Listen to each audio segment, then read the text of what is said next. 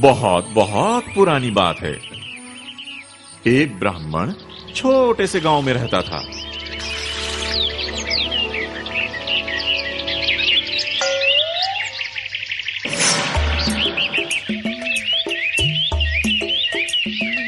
उसके पास वो सब कुछ था जो उसे चाहिए था।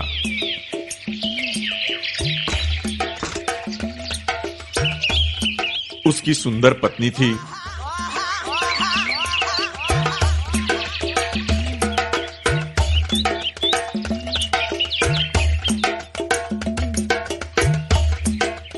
होशियार बच्चे थे।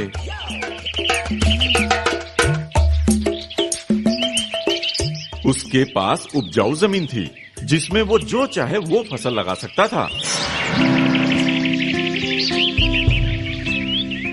लेकिन वो ब्राह्मण बहुत आलसी था और कभी काम नहीं करता था। उसकी पत्नी ने बहुत कोशिश की कि वो अपना काम खुद करे। सुबह हो गई, उठ जाओ, क्या खेत पर नहीं जाना है? लेकिन ब्राह्मण उसकी बातों को हमेशा अनसुनी कर देता था। तुम पागल हो गई हो क्या? मैं कभी काम नहीं करूंगा। उसकी पत्नी बहुत परेशान रहती थी, लेकिन इस बारे में वो कुछ नहीं कर पाती थी। एक दिन एक साधु ब्राह्मण के घर आया।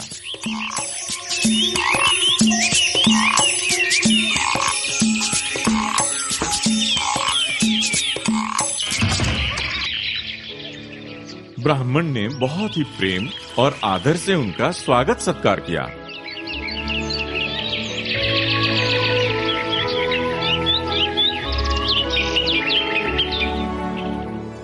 साधु ने खुश होकर ब्राह्मण से कहा, बेटा, मैं तुम्हारे आदर सम्मान से बहुत खुश हुआ। बोलो तुम्हें क्या चाहिए, मैं तुम्हारी मुराद अवश्य पूरी करूंगा। आलसी ब्राह्मण ये सुनकर बहुत खुश हुआ और वो तुरंत बोला, हे महात्मा, मैं चाहता हूँ कोई ऐसा एक आदमी जो मेरे सारे के सारे कामों को पूरा करे। और साधु मान गए। ऐसा ही होगा, लेकिन याद रखना, तुम्हारे पास इतना काम होना चाहिए कि तुम उसे व्यस्त रख सको। ब्राह्मण मान गया। और तभी एक बड़ा सा राक्षस ब्राह्मण के सामने आ गया। मालिक, मैं क्या करूं? ब्राह्मण सोचने लगा, मुझे अभी काम चाहिए। अगर काम नहीं दोगे तो मैं तुम्हें खा जाऊंगा। अब ब्राह्मण सोच में पड़ गया और राक्षस से कहा, जाओ खेत में पानी डालो। राक्षस तुरंत गायब हो गया।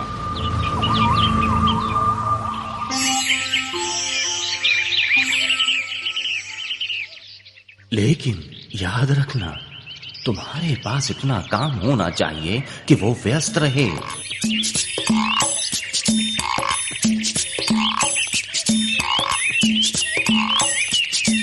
ब्राह्मण शांति से नीचे बैठ गया और अपनी पत्नी से एक गिलास पानी लाने को कहा। लेकिन पानी पीने से पहले ही राक्षस वापस आ गया। हो गया मालिक, अब और क्या करूं? घबराकर ब्राह्मण के हाथ से पानी का गिलास छूटकर गिर गया। पूरा हो गया? हाँ मालिक। ठीक है, अब तुम आराम करो। अब बचा हुआ काम हम लोग कल पूरा करेंगे। नहीं मालिक, मुझे काम चाहिए अभी। अगर मैं काम नहीं करूंगा तो तुम्हें खा जाऊंगा। तब ब्राह्मण कुछ घबराया और सोचा और उस राक्षस से बोला, तो फिर क्यों नहीं तुम खेत जोत लेते हो? इसके लिए तुम्हें पूरी रात लग जाएगी। कल फिर मैं तुम्हें ढेर सारे काम दे दूंगा। राक्षस मान गया और चला गया।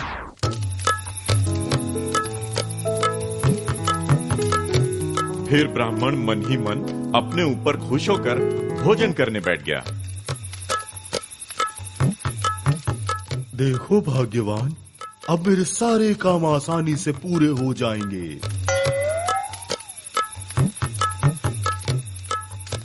और अब मुझे कुछ भी नहीं करना पड़ेगा। ये सुनकर ब्राह्मण की पत्नी थोड़ा मुस्कुराई। अभी ब्राह्मण अपना पहला निवाला खाया ही था कि राक्षस वापस आ गया। मालिक, हो गया सब। अब ब्राह्मण डर गया। वो सोच में पड़ गया कि क्या उसके पास इतना काम है देने के लिए। ये सब देखकर उसकी पत्नी बोली, सुनिए, क्या मैं उसे कुछ काम दे सकती हूँ? तुम? हाँ, ठीक है, लेकिन तुम क्या काम करवाओगी इससे? चिंता मत कीजिए, मैं उसे बता दूंगी। मुझे काम चाहिए, मुझे काम चाहिए। ठीक है, बाहर जाओ और तुम हमारे कुत्ते मोती की पूंछ सीधी कर दो। राक्षस तुरंत मान गया और बाहर चला गया। देखो आलस कितना खतरनाक हो सकता है। पहले तुम अपने ही काम से मुंह मोड़ते थे, अब राक्षस तुम्हारी मदद कर रहा है और तुम काम नहीं दोगे तो वो कहता है कि तुम्हें खा जाएगा। क्या चाहते हो? तुम ठीक कहती हो, मुझे बहुत डर लग रहा है। मोती की पूंछ सीधी करने के बाद हम उसे और क्या काम देंगे? ब्राह्मण की पत्नी हंसने लगी।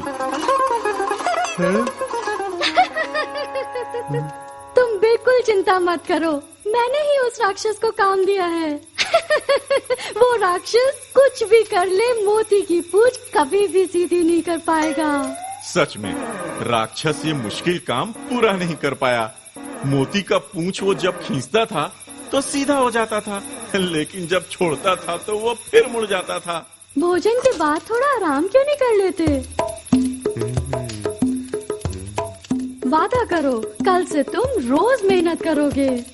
मैं वादा करता हूँ। इस तरह राक्षस को मुश्किल काम करते हुए छोड़कर ब्राह्मण और उसकी पत्नी सोने चले गए।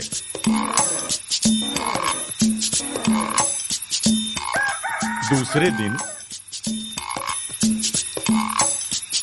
जब ब्राह्मण खेत जाने के लिए निकल रहा था,